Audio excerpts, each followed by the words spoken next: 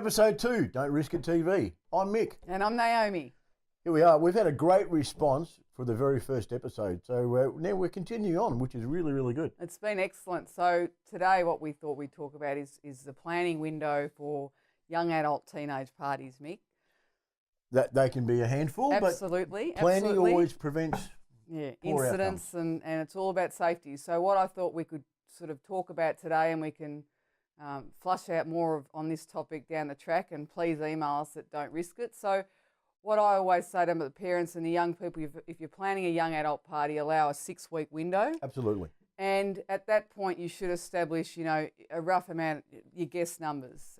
Like I always say to people, try and keep it under 100, because not many people know more than 100, do they? Well, on Facebook, people know 1,000 people, and you don't want 1,000 people rolling up to your venue. But it's also become a bit of a popularity contest. Oh, so it does. Yeah. That's probably been our biggest headache with particularly the 16-year-old age group, with the surprise guest list, which I'll talk about in a minute.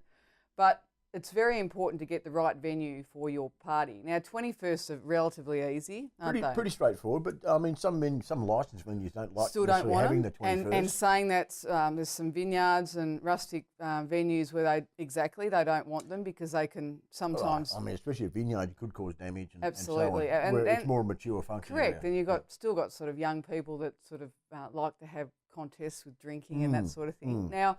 And then when it comes to 18 and under, again, you have more issues with venues, because, as you know, it's really hard to get a venue. It is. I mean, some council areas will say, look, we have no venues in our municipality that will have on 18th for you. Correct. Now, Maroondah gets a tick because they do have a venue that's suitable for parties out near the local pool, but Yarra Ranges, Manningham, there's a whole list of them that don't want them because they think that it's too hard for them, and I get it. In the past, it's been too hard because it's been poor planning. Correct, and that's what it comes down to. And I guess that's sort of the biggest message, is that purpose-built venues are far better for these parties than homes or short-term accommodation, because it impacts on the neighbourhood. Having a party at a home, I mean, yes, you're quite within your rights to do it, but it causes so many issues. Absolutely. You've got a problem with the neighbours. You've got a problem with the valuables within the house. Yep.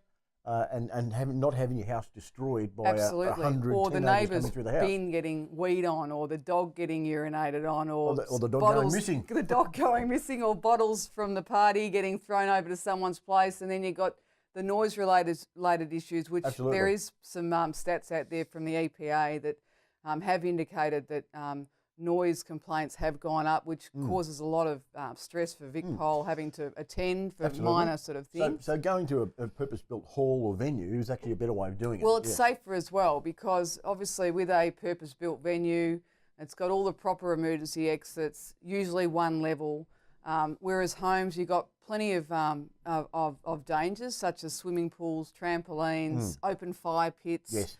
And also the risk of trying to secure it. So there's all these other factors. So I know, as I said, for 16ths in particular, if you mention 16 to most venues, purpose-built venues, if you're lucky enough to get a hall, most of them won't let you have those facilities. No, that's right. Yeah. And what I say to parents is there are still venues out there, dance studios, there are warehouses and those sort of venues that will still do these events. In fact, I've got a really big underage event coming up for about 600 kids, and that's sort of, that high-risk age group, which is from 15 to 17.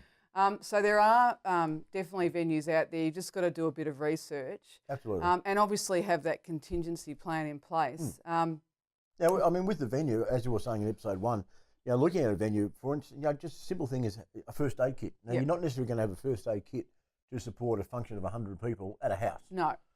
But whereas at a venue, you're going to have that. Correct. You're going to have areas you can actually, parking is available for people to be dropped off. Yep. There will be proper seating available. There will be areas available that it's more conducive to the party than try to fit it into a house. Yep. Now, like I always say to parents, is that when you find your professional security company, if you're going down that path, and we will always recommend that, don't have your friends and neighbours doing security, because that can be a disaster.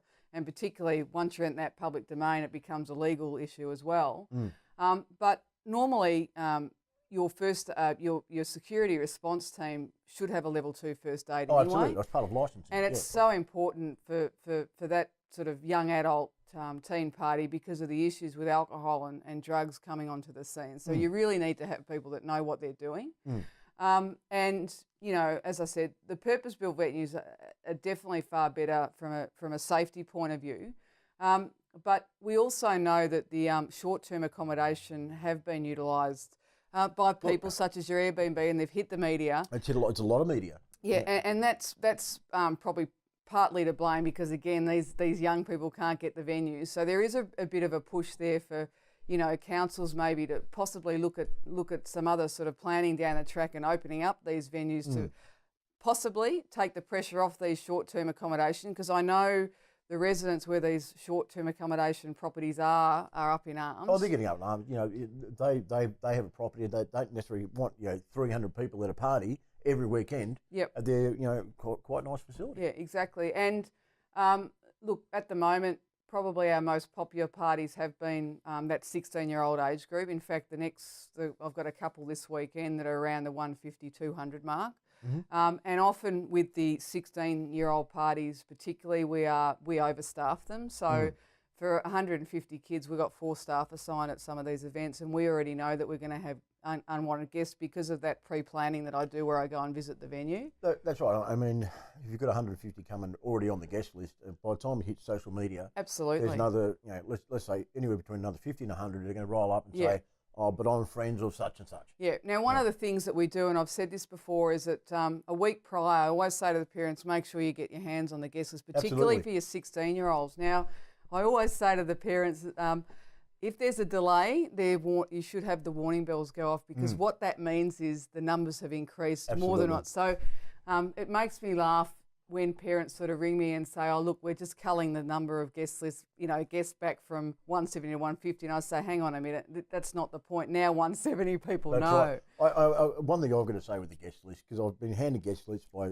parents, is can we put the guest list in an alphabetical name in order? Because you'll get, Billy Smith, the next one's Billy something else, and just you're trying to look through a guest list, it's dark. And you've got everyone your headline on, got your headline looking at it, and you're trying to go through these names everywhere. And if it was in the alphabetical order, it just makes life so much easier. And like with any party or any venue, everyone wants to get in a hurry. So having it in an alphabetical guest list is definitely a big tick.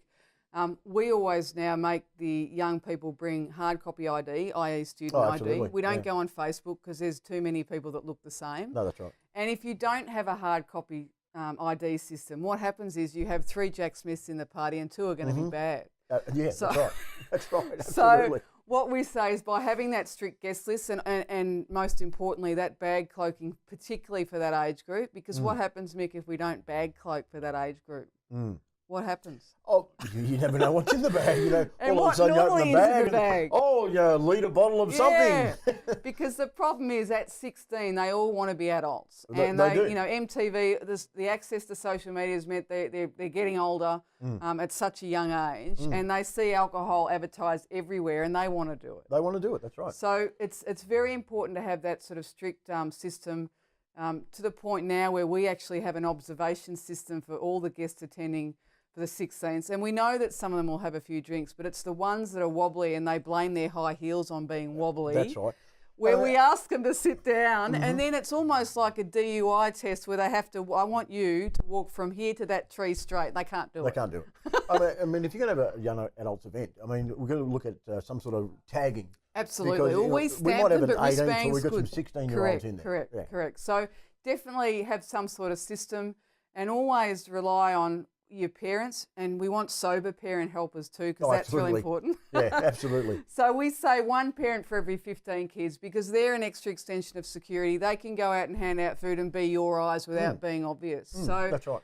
Again, it's about sort of having that planning system, and having the right venue will make it an easier event. Plus, less than 100 equals, less headaches for the parents. That's right. But most importantly, get that guest list a week prior, and don't say to me that, I trust my child.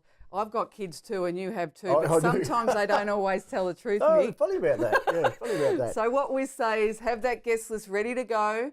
And if there's a delay, the warning bell should go off, but get it a week prior so you have a fair idea exactly of what's going on.